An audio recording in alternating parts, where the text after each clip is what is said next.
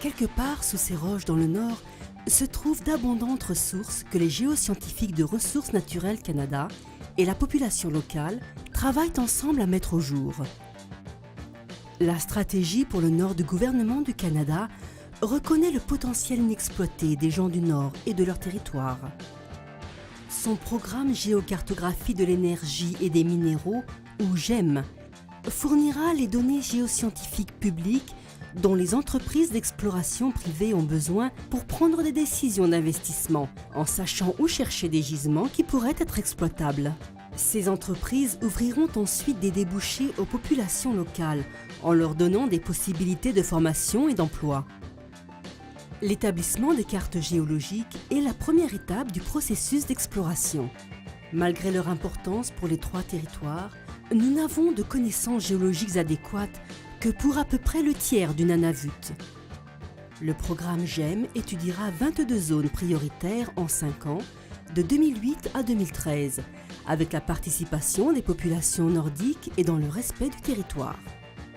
Les opérations pour actualiser les connaissances en géosciences dans le Nord sont dirigées à partir de camps à faible impact environnemental, comme celui-ci, qui respecte le fragile écosystème de l'Arctique.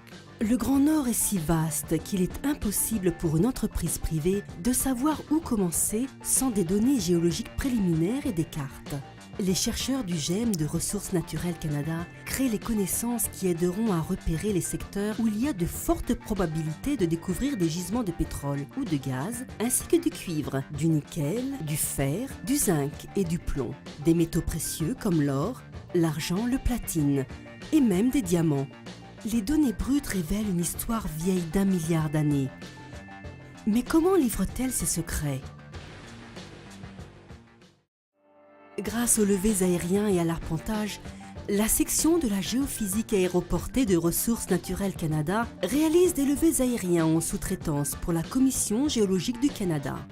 Les levées aériens mesurent les propriétés physiques de la couche sous-jacente et des couches de surface de matériaux qui se sont accumulées ou formées il y a plus de 2 milliards d'années.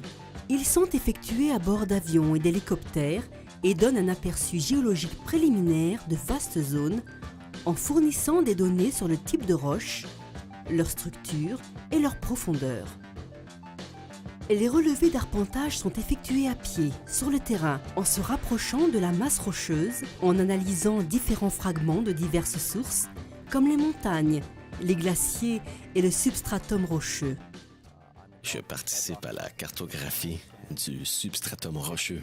J'étudie la distribution de la masse rocheuse et la façon dont elle a évolué jusqu'à son état actuel. Il s'agit de comprendre les processus naturels au fil du temps, de défricher le mystère afin de conter une histoire vieille de 2 milliards d'années.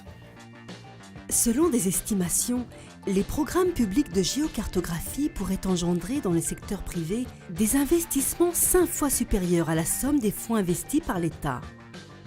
Toutefois, les retombées économiques de la GEM dépassent de loin le Nord et touchent en réalité l'ensemble des Canadiennes et des Canadiens qui produisent et consomment chaque jour des minéraux, des métaux et de l'énergie.